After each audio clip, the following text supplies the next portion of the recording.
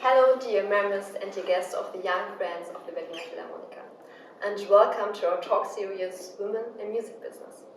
Beside me is Paula Ernesaks, one of two female horn players at the Berliner Philharmoniker. Also a warm welcome to you. It's nice that you can be here today. Thank you. So before we start the interview, I would like briefly to introduce you to the audience, and please feel free to correct me if I say something wrong. Sure. So Paula has been a member of the Berliner Philharmoniker since 2022, was previously an academist of the Karajan-Academy of the Berliner Philharmoniker as well in the year before, and played in various youth and professional orchestras. For example, in the Finnish National Opera Orchestra, in the Finnish Radio Symphony Orchestra, and also in the Mahler Chamber Orchestra. And today we want to learn more about your career and discover, for instance, at what age you actually have to start learning an instrument to later play in one of the best orchestras. And whether a woman needs more persistence in achieving this than a man.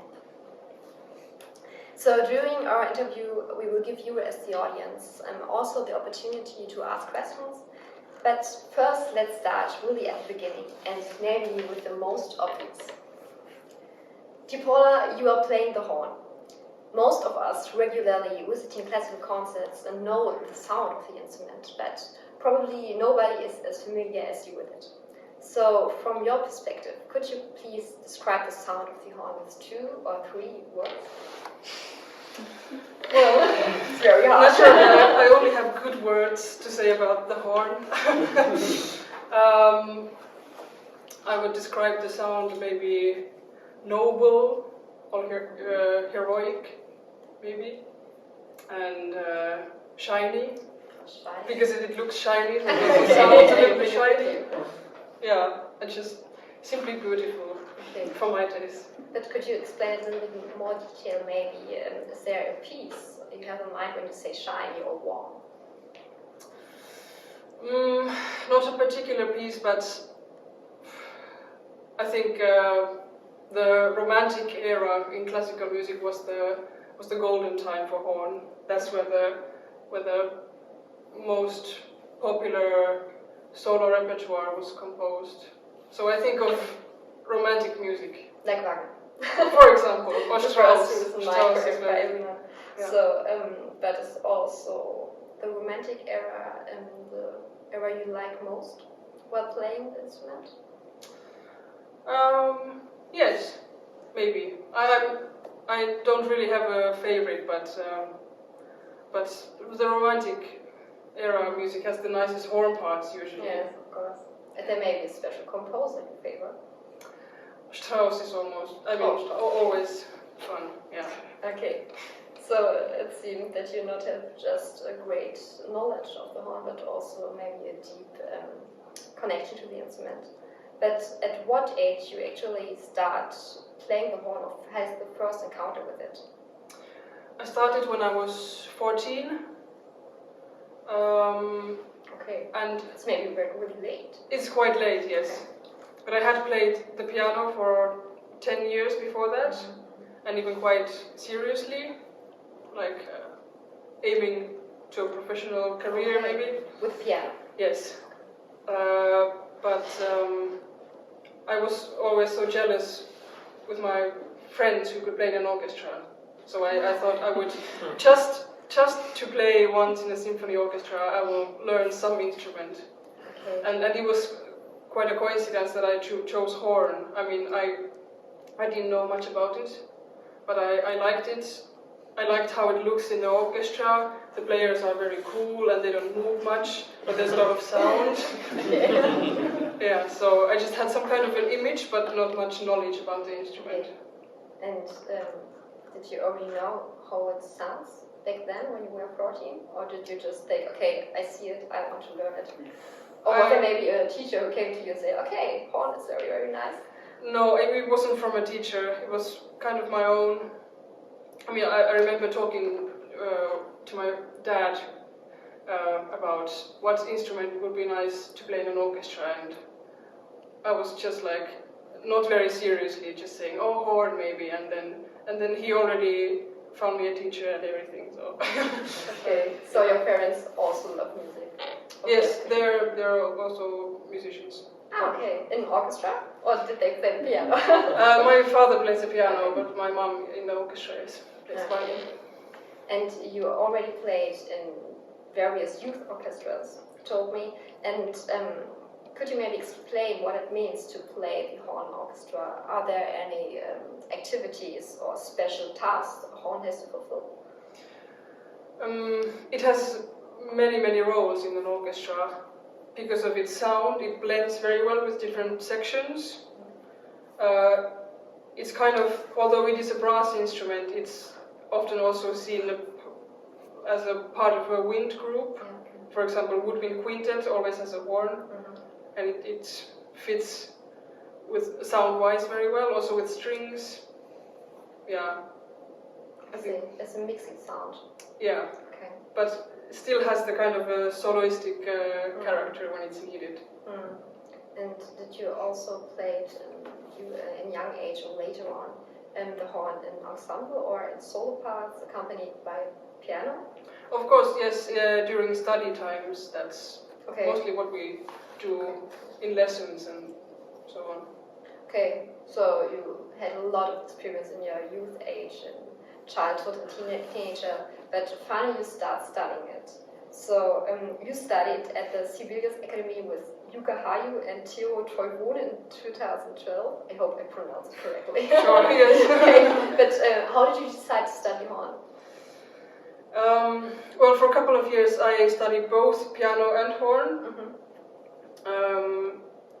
But then I felt that life of a pianist is very lonely, and you need a lot of hours to learn all the notes. There are so many notes to play, and it's so lonely, and I didn't enjoy it that much anymore, and I started enjoying the horn more and more.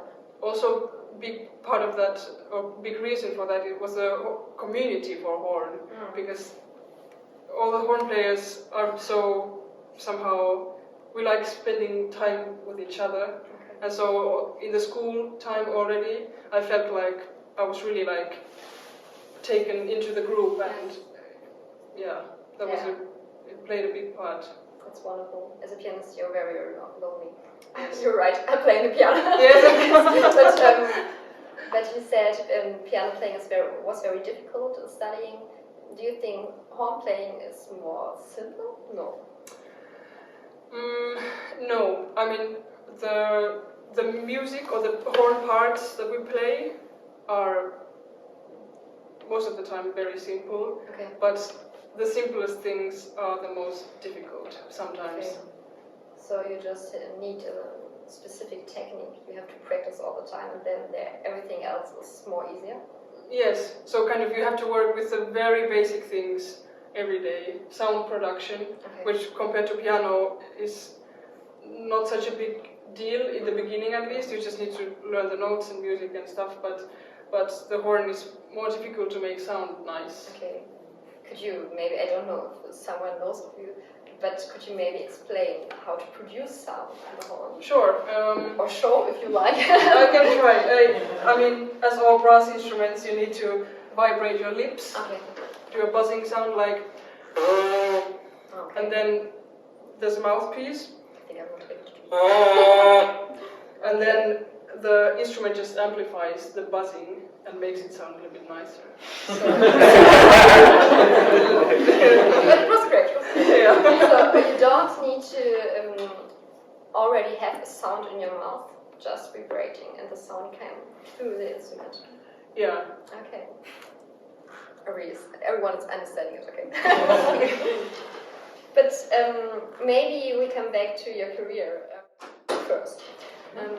Did you also have other dreams back then, before you start studying horn? I never actually even dreamt about becoming a musician either. I don't remember making a decision to become a musician. Of course, my parents were both musicians, and it was kind of natural to just keep on studying, and then it's just like a tunnel. You just keep on studying, and all of a sudden you're playing in professional groups. That's how it somehow happened. And someday you were great enough to study or to start thinking of it. Yeah, it's a slow process, but somehow it's all aiming for the one thing. And I mean, sometimes I'm thinking about other professions I could do.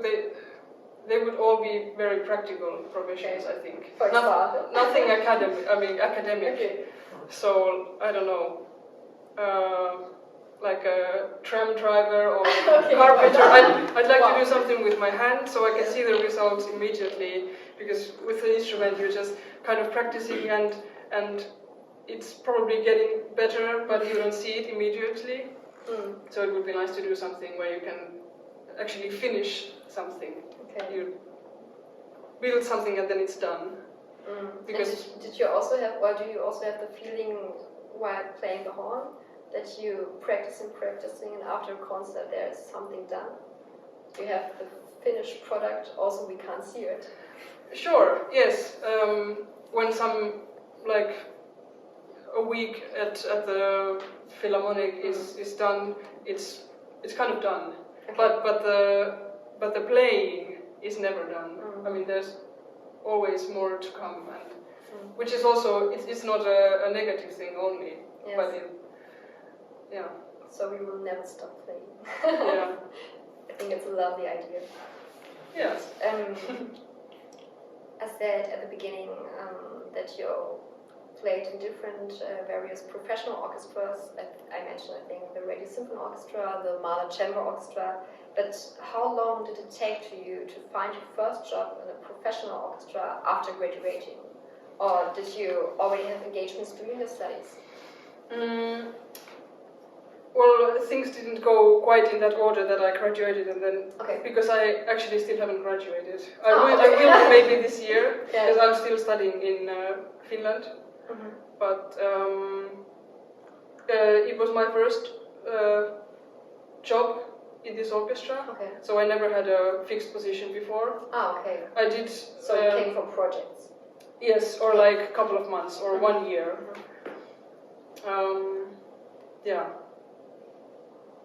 So I just, during my studies already, I think it's quite common in Finland, for at least, to work already while you're studying. Okay. Yeah, I think you have a better look inside the orchestra structures. Yes, and that's the everyday kind of routine that you learn only by working in an orchestra. Yeah. Otherwise you don't know what it is like until you actually start your first job. Of course, I think it's the most jobs like this. But so you went back to Finland and then back here again to play? Once I came here for the academy, then during the last months of the academy was the audition here for the job. And then so it went quite natural again. Yeah, right after the academy I started. But could you remember your first experience in a professional orchestra? What was it like, maybe, versus a youth orchestra? Yeah. Somehow I remember the first time. It was an Estonian orchestra. I have Estonian roots, and it was one opera project there. And I don't know. I think the youth orchestras these days work in a pretty professional manner, so that you don't always see the difference. I mean, the biggest difference is that the musicians in a professional orchestra are very experienced and they have a routine and everything. But I can't remember really like seeing a big difference when I started playing with professional orchestras as well. So there are no difference like in social aspects, because I think a lot of people in the audience think, okay, Berliner Philharmoniker, they're so great, they are, in German you say, untouchable. Yeah. And it's nothing like that. I mean, it is actually, the social aspect is one thing that's very different. I remember also when I was working in Finland, sometimes in some orchestras, you kind of hang out with people that you wouldn't age-wise normally hang out with. Yeah. You spend a lot of time with people in their 50s, which you would normally somehow do. Yeah. You hang around with people your age. Of course, yeah. But I think it's a great thing, and you learn so much from those people. It would be my next question. Did you also learn a lot musical aspects from these people? Yeah, of course, yeah. Okay. And just a routine in a good meaning of the word. Okay. Yeah, good. Maybe we stop here, and I thank you very much for this first input. But before we move on to your experience with the Berliner Philharmoniker and the Karajan-Academy in detail, maybe let's talk and discuss the more difficult topics. I hope you're ready. So, Okay. Today's event is of course part of the serious women in music business, and our aim here is not only to highlight female personalities like you, but also to draw attention to the gender inequality that still exists in this working environment. And although we think that many things have to improve today, and that maybe the problem hardly seems to affect young generations like us in first sight, there are still two difficulties that are relevant today, I think. First is the fact that the proportion of women in today's top orchestras is still very low.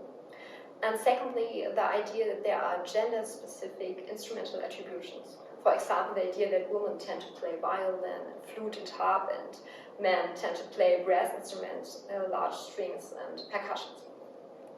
But of course, we would like to know your experience and your ideas on the subject. So maybe we could start with the first point.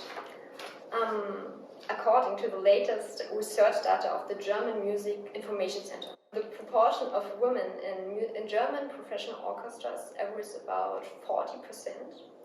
But in top orchestras, in the top positions, it is even significantly lower. So there's namely just about 1 of 4 people female. So, in your opinion, what do you think could be the reason for this? I mean, the difference that I don't know what defines the top orchestra and what is just an orchestra. Hard to say what the reason is why there are less women in top orchestras. It's maybe not just top orchestra, but also top positions, like leading position. Yeah. Did you have any experience or ideas why it could be like this? I mean, in this classical music world, everything is always behind its time. Okay. Everything will change much slower than in some other fields. Like, for example, gender equality and all these harassment things are still very much present today in this world. And maybe a lot of bureaucracy. Yes. Yeah.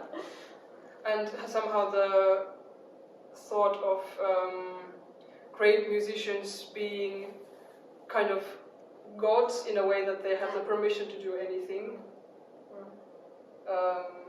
kind of creates this environment as well. There is in German Genie-Begriff on that side. That people are on the top and untouchable, as I mentioned before. Yeah. And do you think that this could be the reason for this? One of the reasons. I would say. Maybe it's also, I don't know, but the still injustice in the selection process to get into an orchestra. So you were playing already in different orchestras. What do you think? It could be maybe anonymous, or it could be also that you see the persons who want to get into the orchestra. Yeah, I mean there are different ways to do auditions. Only inside Germany as well.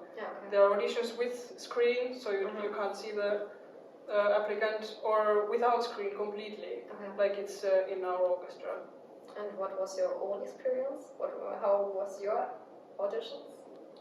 It was without screen, as always. I mean, in this orchestra, it's how it's done. But yeah. I had also some previous experiences also in Finland with the screen, but it's very common there that always the first rounds are with the screen. Okay. And did you feel something? Did you feel changed when the screen were open during the auditions? No. Okay. I think I've probably been quite lucky to have grown up in a very equal society as Finland is. Of course. That I never actually had to think about what my gender means in this profession, or I just never thought about it, because when I studied in my school there was always more women than men studying horn, for example. Okay. And My next question, yes. Yeah, so it's been changing a lot these years. I mean, if you look at Finland, still the orchestra members, horn players, are mostly men, so it's also changing still, it's in the process. But most of the students, or more than half, were female back then. Wow, okay. I'd never recognized something like this in German. You know? Yeah. It's very beautiful. Maybe before I ask another question, do you have any questions? Yeah, I wanted to ask you, you said when you started learning you had a majority of women or female students, mostly because you were in Finland and now it's in other countries. When did you see the trend change? At what age or at what stage of your career did this ratio inverted?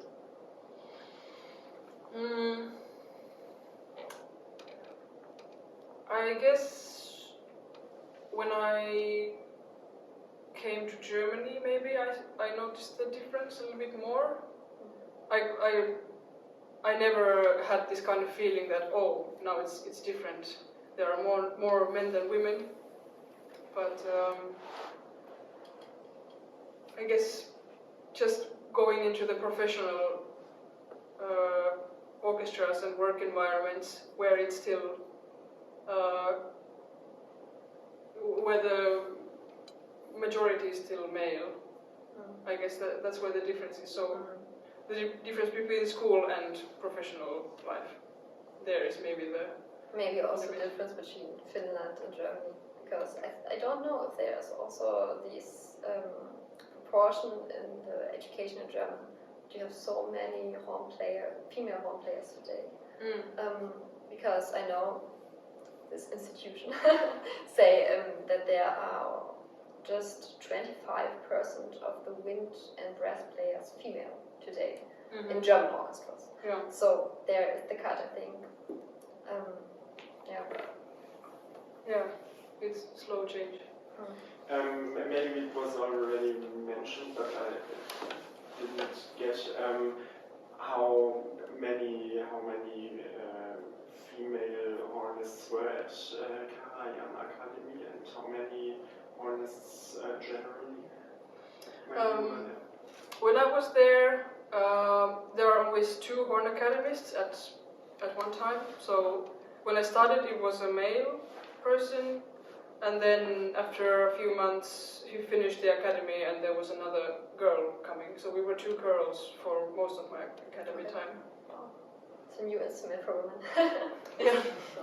Okay, so we move on maybe to the second point, these gender-typical instruments we already talked a little bit about.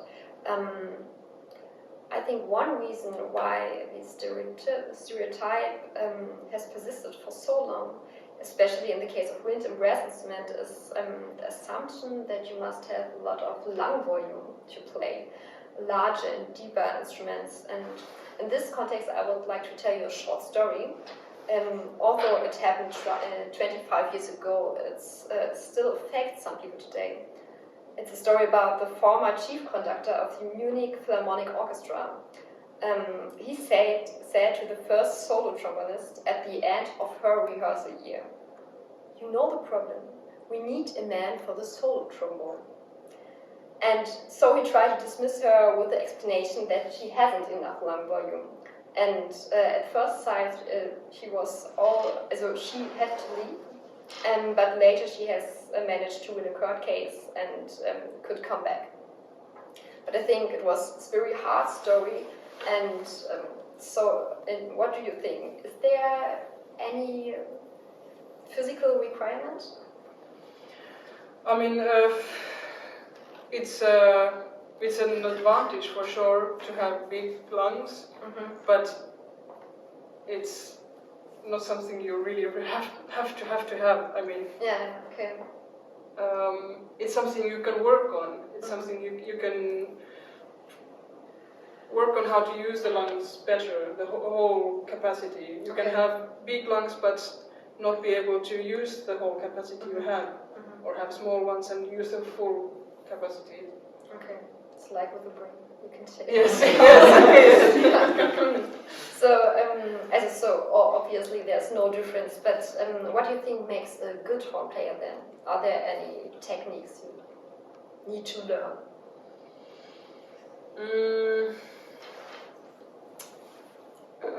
Well, it's not very black and white that you need this to become a good horn player, but I think you need a lot of patience.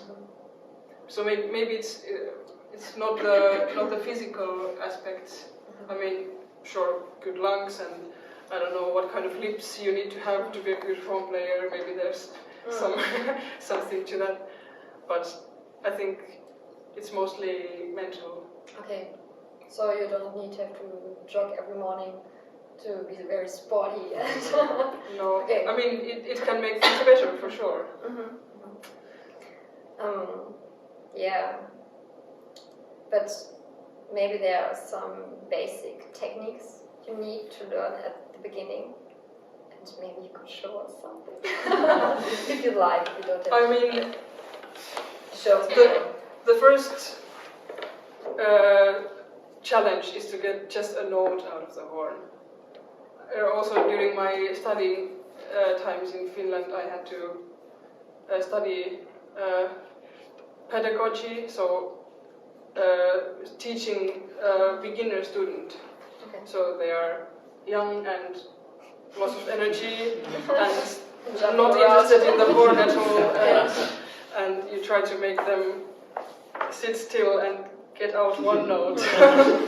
And it doesn't make easier that there are four valves and lots more notes you can play. So you have to kind of have a lot of control in your lips as well. Yeah. Okay.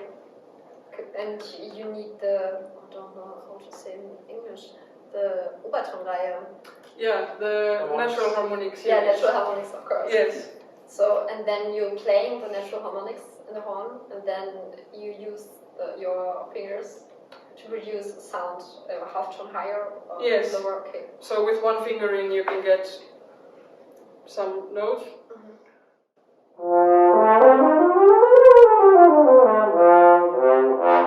And then with So nice. other fingerings you can get the same thing but in a different key. Okay. So that's one of the main challenges in the horn. Okay. Maybe when you're playing, we have a composer here, when you're playing something new music, are there other techniques you need to learn? Sure, some special techniques like stopped notes. Okay. So usually the hand is in the bell, but it doesn't stop the whole opening. But sometimes we need to stop notes, and it sounds very brassy, and it's a special effect. Very different, yes. Yeah. But I mean, that's something you need in the orchestra. So if you're a beginner, this is not something you learn in the first years. Okay, you learn later. Yes, Yeah. of course. Yeah. Before we take the next round of questions, I think I just want to have my mind to finish this topic and this discussion first. So finally, do you think there is, how to say it? Is there a difference, not between male and woman, but in the way you have to achieve your aims in the orchestra? So, because there is still a majority of men, but do you have to need some, in German say, elbows, to fight a little bit to get your jobs to be seen?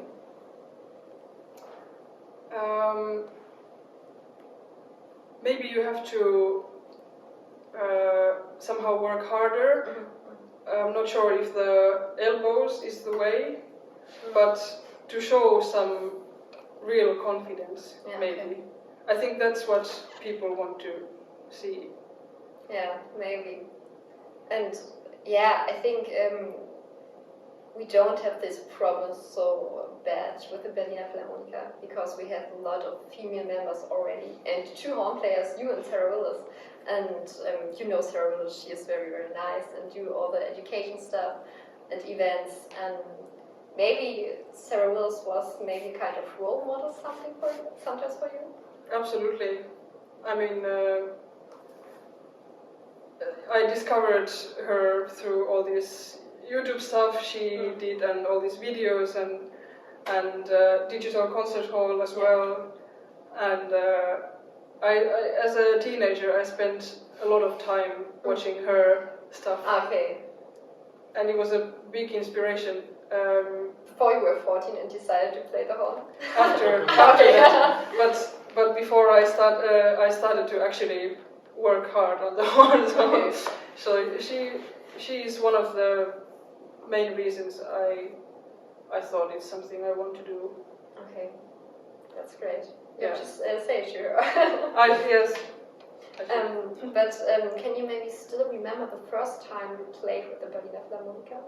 Was it a special concert maybe for you? Yes, I remember. It was my first week when I was in the academy, and it was a week with very big orchestra. We were playing something by Edgar Varese. There were 8 horns, and I was at the very back on the 8th horn, and my part wasn't very important in the way that no one would hear if I would mess up, and I was very happy about that. And did you mess up? No. I can't remember messing up, so I hope I didn't. Yeah, I think that I remember thinking back then that this is the perfect start. You know, I can't start with a disaster or anything. I just go and enjoy and see what other people are doing and learn and yeah. So this was also your first moment with the Karajan-Academy? Yes. Okay. And what role did this academy play with your studies? So, a huge role. Yeah. Okay.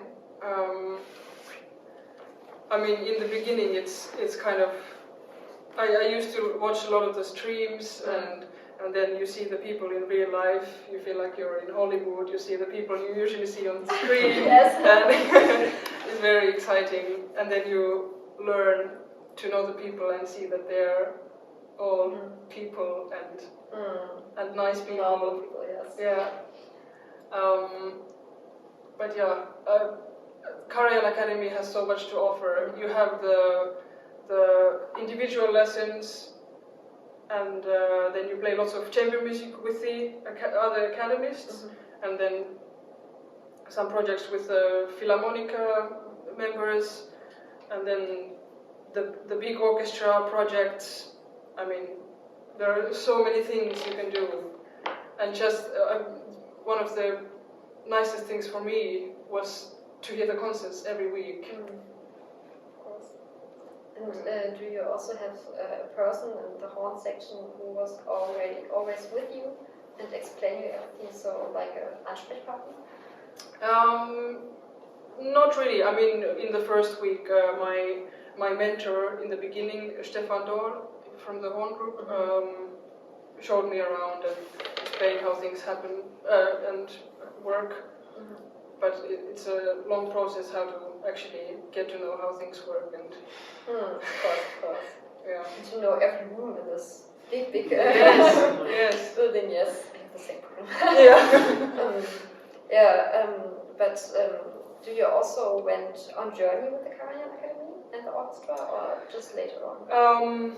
I didn't. I was, lucky to start before the corona, but then it happened, so all the tours I would have gone to were cancelled.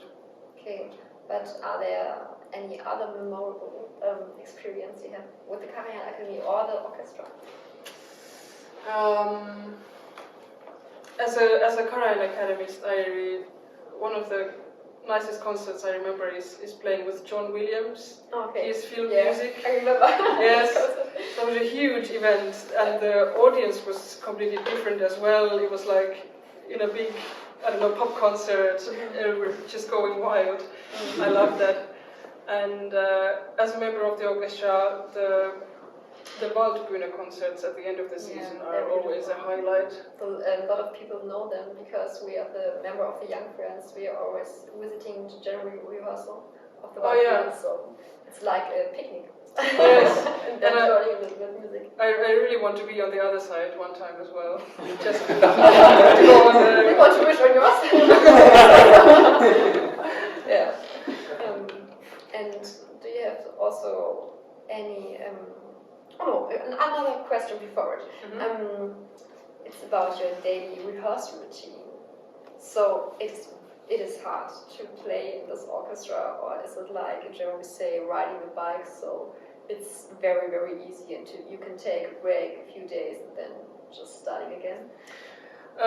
Not for me, at least. Okay. I know there are people who can leave the horn for a week and then just take it and play, but I don't want to do that, and I can't do that either. So I just prefer playing every day. And you are playing every day here in the house or at home? Yes, here. Okay, so your neighbors don't want to hear it. Yeah, they wouldn't want to hear that. And it's also mentally easier to go somewhere to work, to practice, than if you're staying at home and you kind of practice and then you watch TV at the same time and you do this and that, and it's not focused at all. So I prefer coming here. I understand. And are there some events in the future you're looking forward to, Berliner Philharmoniker? Ooh, what's coming? Schönberg, for example, now. Yes. This weekend. This weekend is it's a huge ensemble, and I'm one of the. It's not off stage, but we're not on stage either. There are some groups playing in the hall. I'm in one of those groups. Interesting. Yes, that's the first time. And always the tours are something to look forward to. Okay. Where will the next tours be? Well, it's a very short tour in a way that we go to Vienna. It's in the end of February. Okay. To Vienna for 2 concerts, then we come back, and then to Hamburg for 1 concert. So it's short trips. But and I have another question to Schönberg. Yeah. Because so you are very far away from your members in the orchestra, but you see the conductor, so you see Petrenko very well. No, actually I can't see him at all from where I'm standing. So there are 4 different ensembles playing in different places, and there are 4 assistant conductors as well. Okay. So when they have the monitor and the score and they're conducting, they can see Petrenko and we can see them. It's very complicated. So we just that the technique is working as well. Yes, this was the first rehearsal for that, and I was just thinking, what if in the concert one of the screens just doesn't work? What will happen? Better not to think about that. Yeah, maybe the audience don't recognize that something's wrong. It's true. Yeah. So maybe we before I got my last questions, you can ask. Now it's time for everything. Special techniques, something about your music career. One of the first thing you said, well, in the first part was that playing with more experienced player changed your routine. What are the good tips you learned from more advanced players in terms of routine?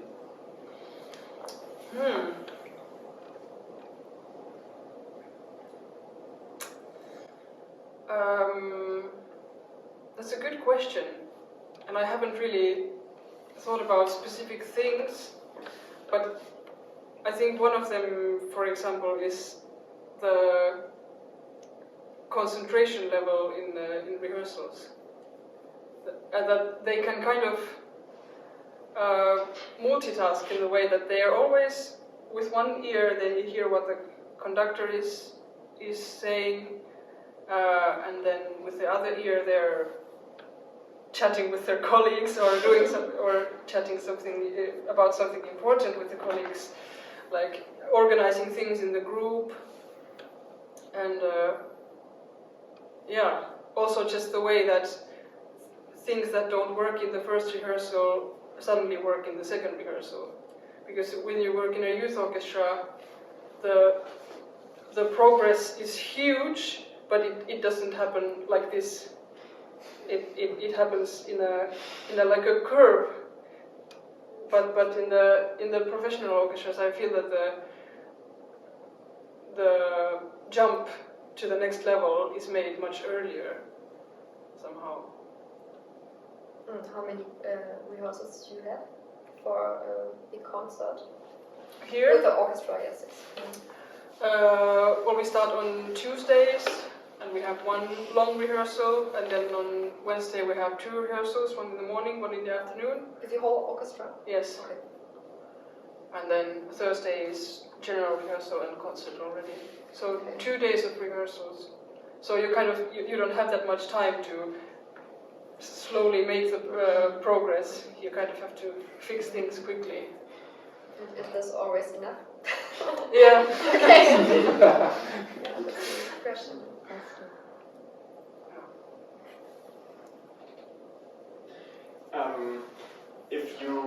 If you practice on your own, are there some rooms here? Group rooms or rooms for individual practice you can use at the building? Yes, there are many different rooms with different sizes. So in the basement,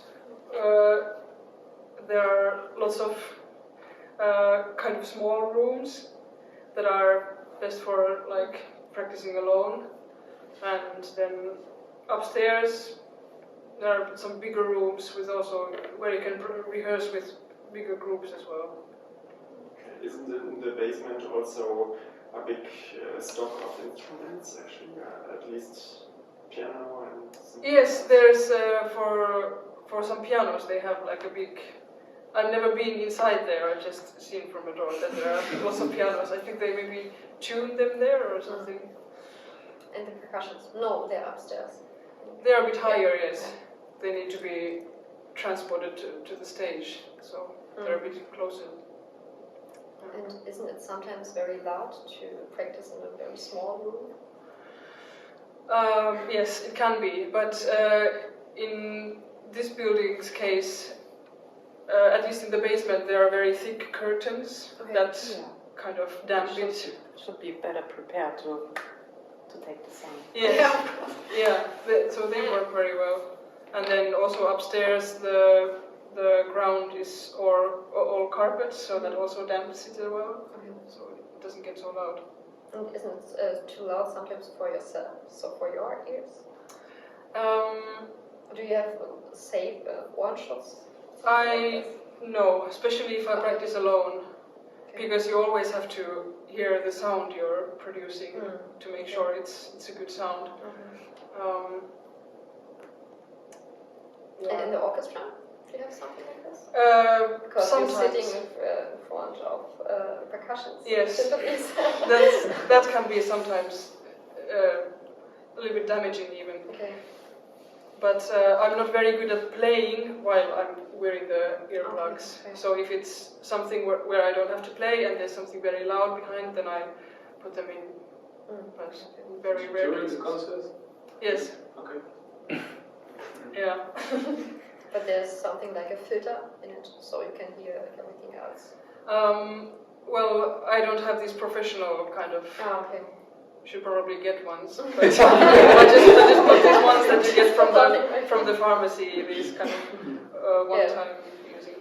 Yeah. So you can't hear the snoring of yourself or something. Yeah.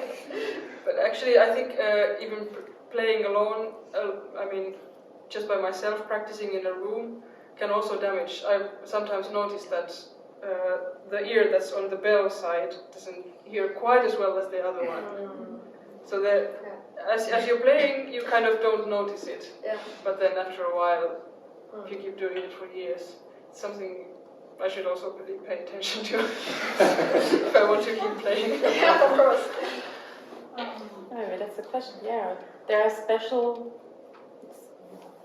musician illness for your instrument, so that's typical, but you have just said that your right or left ear depends on which side you have the outcome of your instrument, that you have damage on the other side, or I don't know, like usually you have more muscles in that arm than there also to move, to make movements again, to be more relaxed with your body. Yeah, I mean, I guess most of the orchestra instruments are kind of one-sided.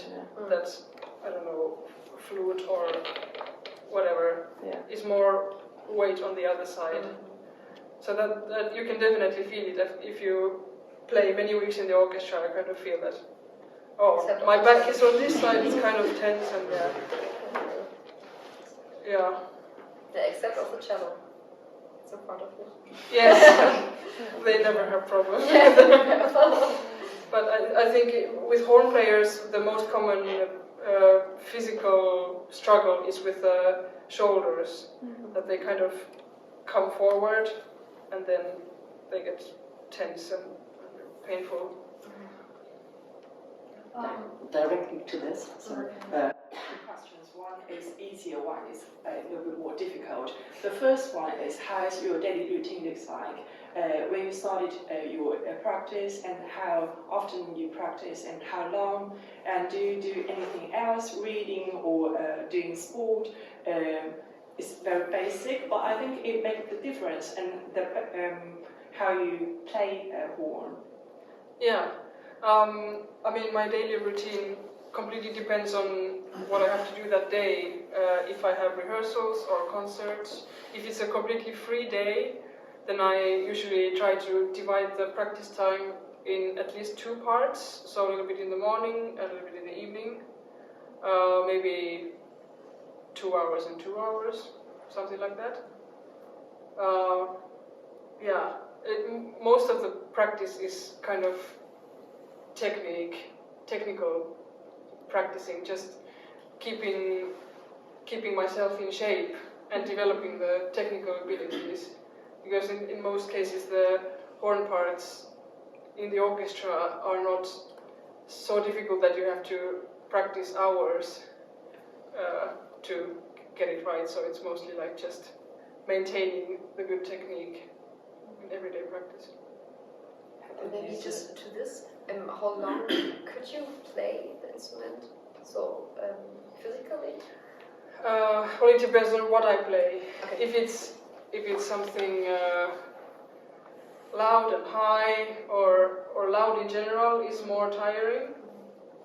And if there are no small breaks at all, then I get tired faster. Okay. But so it's important to have little, I don't know, 1 minute break here and there. So you kind of keep it fresh, so you can practice longer. Yeah. Sorry. And the other things, well, outside playing, I like to ride my bike.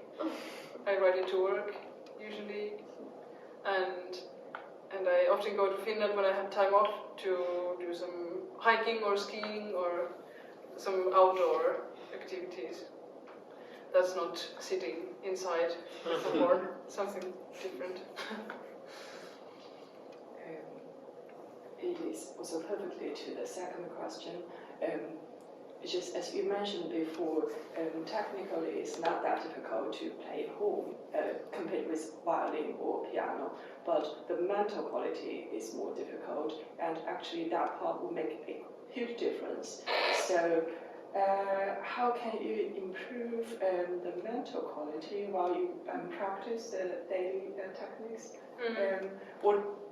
How can you make judgment which is much better and through which experience? I mean, there will not be a very simple answer to that question. It's a very complicated topic in general. But what I, for example, when I'm practicing, if something doesn't work, it's usually some kind of images that I try to create that would help. Because then if I'm imagining something, I'll probably change something physically as well without noticing it. but that's the good part of imagination, that you don't have to be aware of what you physically do. You just have the image, and then it sometimes makes playing easier somehow. It's a bit of magic. And yeah, just trying to figure out what kind of thoughts and thought patterns are useful and what are not useful. Which kind of thoughts boost your confidence and what kind of thoughts do the opposite. It's just finding the way individually, I guess. And are you sometimes maybe a little bit afraid still for an concert? Sorry. Of course, yeah. Okay. Yeah, I think it's also a never-ending process. Mm-hmm. I mean, afraid is a strong word, but that's where it comes from. You know, being worried about something that might happen. Mm. But yeah, I guess just experience will help. Some years. But is there something you do before every concert to be brave and to feel the confidence? Well, I like to come here on time, so that I don't. Good start. Yes, so that I don't create the stress that I will be late, or that I don't have the time to just relax and sit in the horn room and warm up properly. Mm-hmm. That's the first thing. That's actually quite easy to do, but how long do you have to warm up? Not much, because I usually practice on the day of the concert, but I like to be here 1 hour before the concert, so I maybe play 15 minutes in the night. So you're practicing going home and then come back home? Okay. Yeah. And then just, I mean, the horn room is a nice place to be before the concert, Mm-hmm. because our group is so nice, and the atmosphere is very nice. So just chatting or just sitting in silence, you know, all of these kind of creating a certain kind of atmosphere helps, I think, before concerts. Okay. Yeah, that's lovely. Yeah. Maybe some other questions? I think there's one. Yeah, I have 2 questions. Which music stand do you play? First or second, third? Or what do you think? What do you think in your experience or hearing conversation with your colleagues is the difference between the first one, of course, is more stories, and the fourth, what is the role for each one in huge pieces of Strauss or Mahler or Bruckner, something like that? And the second question is more about you as a solist. Which kind of ensemble or combination you would like to play in the future as solist for you and combination? Okay. I'll answer to the first question first. That's one of my I don't know favorite topics, because I think it's quite interesting how a horn group works. So usually I would say 80% of the weeks we are 4 horns playing, and then the first one is always the solo, and then the odd numbers, so 3, 5, 7, they're considered high horns, so they play a bit higher parts, and the even numbers 2, 4, 6 play the lower parts. And so I'm basically a low horn player in the orchestra. I often play second horn, and it very much depends on the composer and the era what the roles are. For example, in classical music, like Mozart time, it was often so that the second horn would be more jumpy, register-wise, and then the higher horn, the first horn, would just play a melody. It's because of the natural harmonic series, so that in the lower range the notes are more far from each other, and in the higher range they are closer to each other. So the high horn plays the notes that are closer to each other, and the low horn the further apart notes. It's because of the natural harmonics, maybe. Yes. So that's the role of the second horn in the classical era. Then in Romantic era, it depends a lot. For example, Bruckner often wrote so that the first two horns are high horns, playing the higher parts, and the third and fourth horn are the lower ones. Yeah, I guess all the horns that are not the first horn have the task to support the first horn. That's kind of the main role. Also, as a second horn, I always have at least 1 ear, if not 1.5, listening to the first horn, because I have to be reacting very, very quickly and adapting sound, intonation, all this kind of stuff. Okay. So you're supporting the first one. Yeah. And I actually really love that role. I don't want to be the one who says what we do next, but I'll be the one next to that person and adapt as quickly as possible. It's a challenge I like. Is the sound sometimes different when you're playing in the orchestra and you have to support the first horn, or if you're playing an ensemble? Or are there the same structures in small? In the smaller ensembles, or? Yes.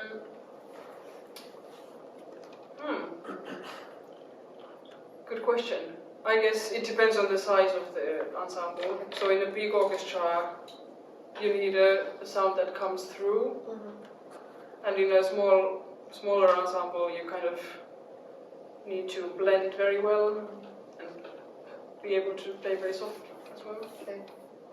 Oh, I don't know if you already answered the second question, but I had another question for this, because what is the dynamic range of the horn? Because you mentioned Huge. Yeah, okay, it is. So you can play very, very soft with this instrument. Yes, Okay. if you practice enough. Would you like to show it to us? Oh, I can try. I mean, it depends on the range as well. Some ranges are easy to play soft than the others.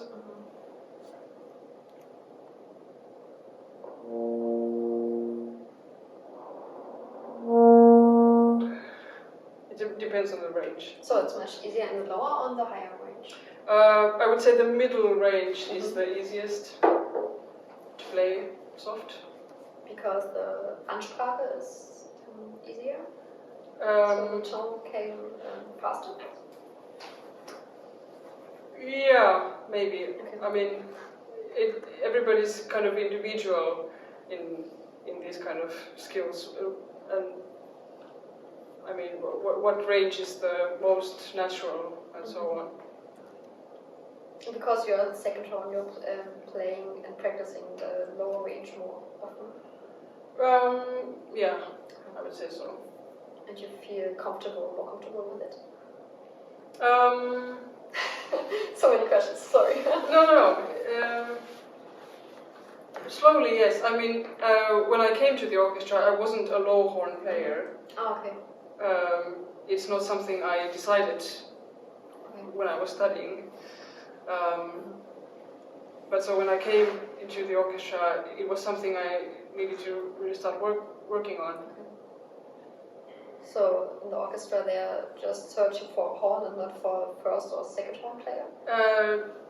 They are high or low, I mean? They are searching for either first horn or high horn or low horn. Okay. And so the position was, I mean, the audition was for a low horn position. So I, of course, before the audition, I practiced low horn things. But it wasn't something I knew before making or doing the audition that I will be a low horn player. Okay. And while studying, you had to practice both things. Yes. High and low. So you can if you freelance in orchestras, you can kind of play any part. Otherwise, if you only focus on, I don't know, low horn, then it kind of shuts some doors. Yes, of course. This solist, with horn? Which kind of ensembles do you like, or which piece do you like to play in the future? What kind of combination? Well, although earlier I said it's difficult to play with strings, I still like to play with strings because they kind of have such a warm sound. I think it supports the horn very well. Yeah. So what would be a formation in that case? You have a cello, you have a violin if you do your pick.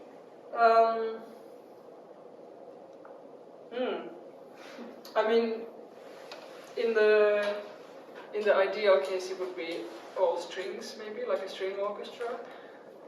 But maybe the cello would blend the best with the horn because the range is kind of similar, maybe. Yeah. Are there any else? Okay. Do you have, you mentioned that it was quite impressive playing the concert with John Williams, so the audience was completely different. And I'm always wondering, how is it when you're abroad, international? Like, I don't know if you've been with the orchestra in Asia and South Korea. Was it a different feeling for you to experience the audience in Japan and South Korea compared to specific Berlin here? And if you mention a difference, can you tell me why? Yeah. In November it was my first time with the orchestra in Asia, or in Asia in general, in Korea and Japan, and there was actually a big difference in the audience. It's kind of more silent when the music is silent. You can't hear the audience. Yeah. Sometimes in Europe you can kind of hear people coughing and taking out some mints and doing whatever. But in Asia everybody's very quiet. Yeah. And then the applause is very kind of soft but very fast. And then it stops like this. It stops very quickly. There are interesting differences to kind of notice. Yeah. We spoke about messing up a few times. Could you show us the top 3 ways to mess up on a horn? I would very much like to hear that. You want to hear it? Yes. Oh. Is it possible? Or if you don't mind. It must be fun for you. Yes, I mean... You're allowed to. A mistake is always fun. I mean, it kind of relaxes the atmosphere if something fun happens. I mean, the most classic is to split a note, a kicks. I don't know how to do it on purpose. I can do it by accident, but on purpose, I can try. If I try to play some very high note, maybe it will come. Okay. Okay, no. That was not a That would be maybe a missed note. Okay. Or if some note doesn't speak right in the beginning, if the lips don't vibrate quite in the beginning, so first there's some air coming up. But that's not audible to the audience, right? So it's a good one. You just hear the note a little bit later. Yeah, that's not too bad. What else? I don't know. Out of tune playing, but that's something that every instrument can do. Yeah. Very Thank you. Demonstration. Yeah. If there aren't any questions now. Okay, there's so much. I hope we have enough time. Sure. Okay, maybe just a last question. Do you think in language or in music, if you play music and you also write in music, it's like some musicians are also composer. So do you also write your own music or have your own melody? That's an interesting question. Because I've been thinking that I'm unable to write my own music, because whenever I try to come up with a melody, I just hear a melody that already exists. So I'm not sure if I'm able to create something new. But I mean, during the pandemic times, just for fun, I used to do this kind of a cappella videos where you play with yourself, and then I would try to kind of create something new. So just try to kind of not improvise, but make the music in the moment, kind of. So I wouldn't write it down or anything. I would just kind of imagine what would sound cool, and then try how it works. Is this maybe a wish for your future? Maybe. Okay. Yeah. I mean, these kind of projects are always fun because you kind of do it one day and then it's done, and it's very intense, and then it's That's all. Yeah. But is there maybe something else you're wishing for your future? Is there a place or an orchestra or a conductor you like to play with one day? I mean, I think I'm at the final destination already. Orchestra-wise, I mean, yeah, I'm very happy here. Conductors? Correct answer. Huh? That was the correct answer. Yeah. I don't know. I mean, I want to see new conductors coming. And you are open. Yeah. Do you feel a difference if it's a male or female conductor, or is there a new wave of young female conductors coming, or do you have an idea why as well this balance between both? I mean, I don't think I can kind of feel the difference if it's who's conducting, and yeah, somehow this whole conducting thing seems to be coming even slower. I mean, slower with Even more so. Yeah. Especially, I mean, it's the number one leading position in that. So even we were talking about leading positions in the orchestra, there are not so many females. So it's kind of not a wonder that the number one leading position is also not very, I don't know, female friendly. It's a good reason. Maybe now I have the last question for you. So, are there maybe any closing words you'd like to share with young female brass players or young musicians? They might see our interview later. Yeah. So, say hi. Hi. I would say try to find the right people around you as a female brass player, as any brass player and as any female. I mean, this is for everybody. Just because it was very important for me. This, I mean, it comes from my own perspective. That I was very lucky to have the nicest studying colleagues, supportive group, teachers who were also supportive, and then colleagues. I mean, some of it is luck, where you end up in, but try to find the people who don't tear you down, but who boost you. Yeah. Who make you believe in yourself. Okay, great closing word. Thank you very much. And thank you very much for this insight in your music career, and also for your ideas on this discussion. And we had a great time, and also thank you very much for the audience for your attention, and of course for your lively participation.